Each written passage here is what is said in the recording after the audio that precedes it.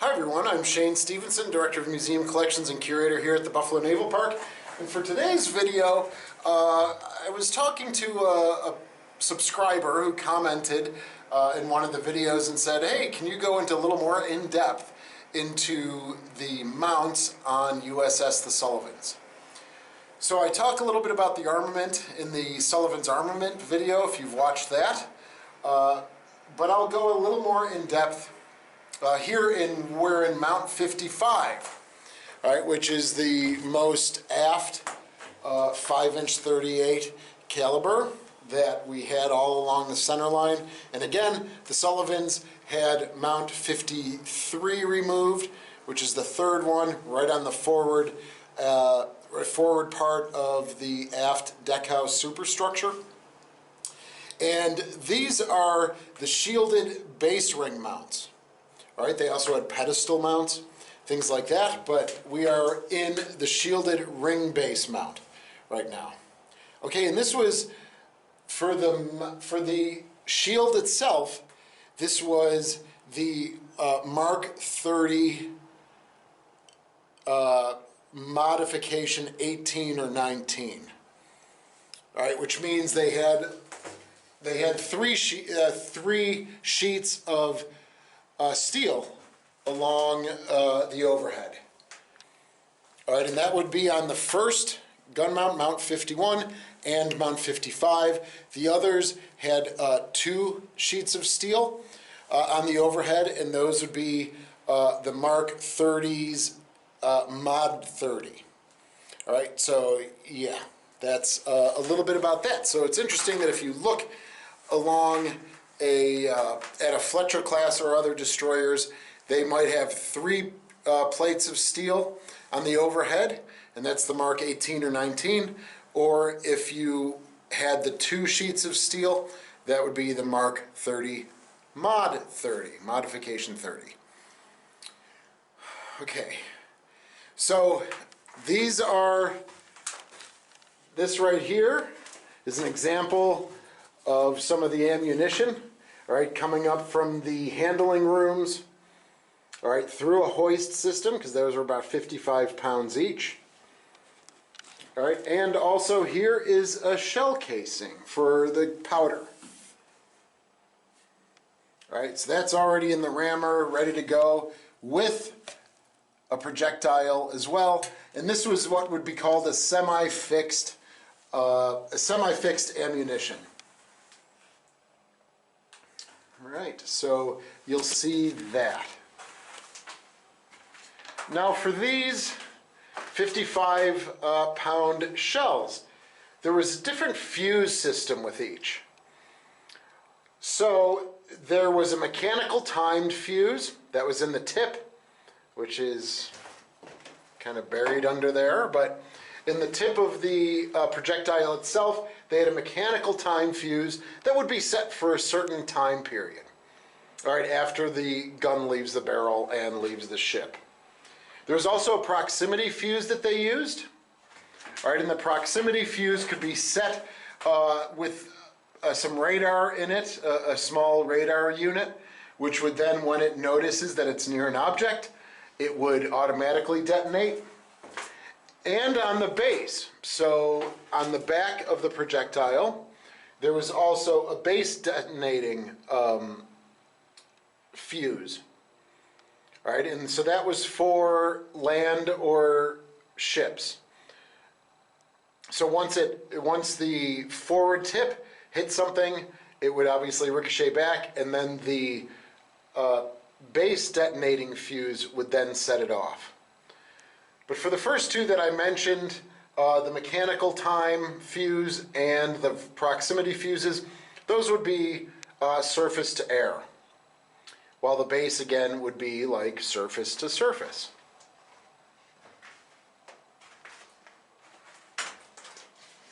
So what we're looking at here also is these components right here. You'll see the little seat. That would be for the pointer.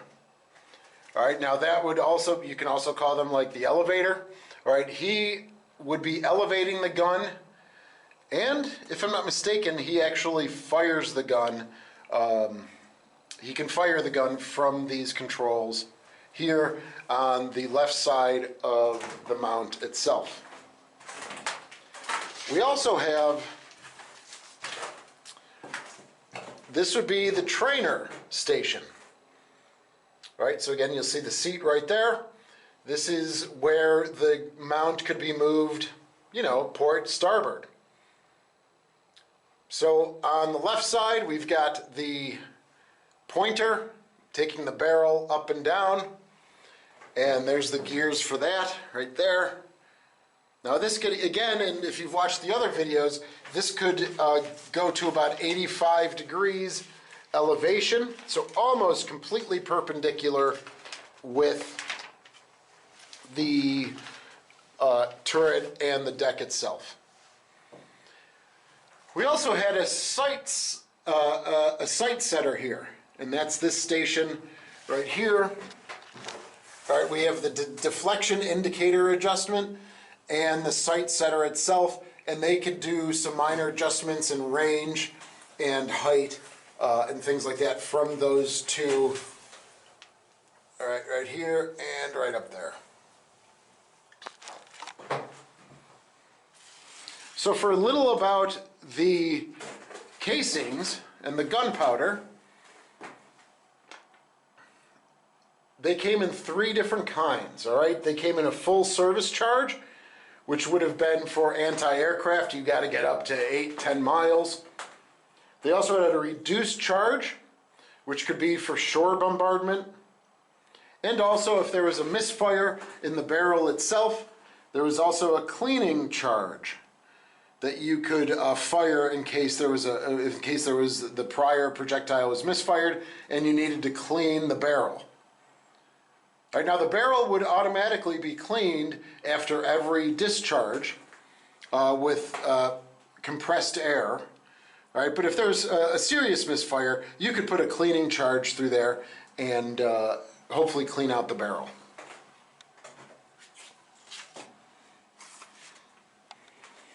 So originally, in wartime, the Fletchers carried about 2,100 rounds on board, which means that for the five 5-inch 38s, you'd get about 420 rounds of ammunition per gun, all right, before you needed to replenish.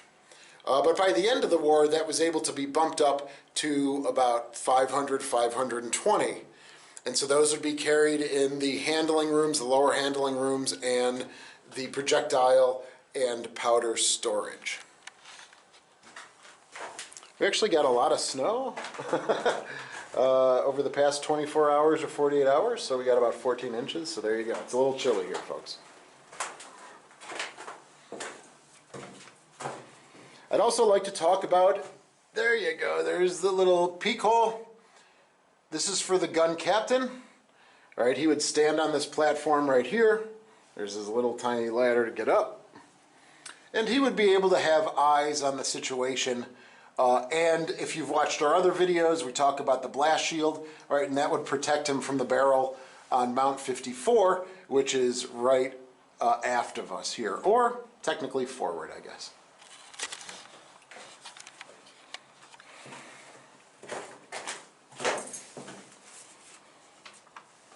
All right, so here is the hoist that would, the pass-up hole for the gunpowder itself. All right, so from the lower handling rooms, this would be passed up manually. Again, it was about, the full service was about 25 pounds. All right, this would be passed up manually to the powdermen. And then the powdermen would release the primer protector, which was on the back, right here at the aft part of the casing, and he would lift it into the rammer tray, as you see here. All right, and then he verifies that the case is against the rammer spade, which would be right in the aft section right here. All right, and then it's ready to go. Again, from the hoist, all right, you had the projectile man, all right, and he would take it out of the hoist, verify that the gunpowder is ready to go, and he would lift the 55 pounds into the rammer like you see here, and then that knob is the operating lever, and that would take the rammer and shove the semi-fixed projectile and casing into the barrel ready to be fired. Over on this side was the gear and the motor, the gears and the motors for the rammer itself, and so that was mechanical. I'm sure the guys were pretty appreciative of that.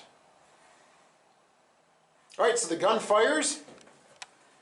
What's left is the casing here for the powder, and now what you have is the hot caseman.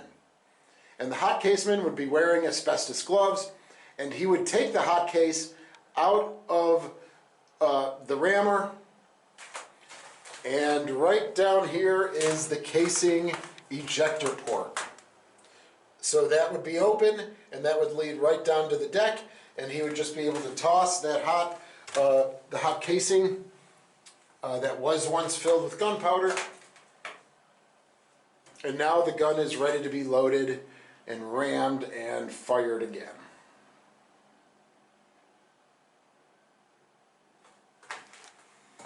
All right, well, I know this was a little quick view of the mount here, but I hope you enjoyed it. If you have any questions, right, obviously please feel free to leave them in the comment section. And if you like this video, please subscribe. Ring the bell for notifications. If you look in the right-hand side, you'll see some suggested videos of ours. We love all the support that we've been getting. In 2021, we really grew our channel greatly, and we look for your support to continue growing it. So I want to thank you very much from the Buffalo Naval Park. I hope you enjoyed this video, and we'll see you again soon.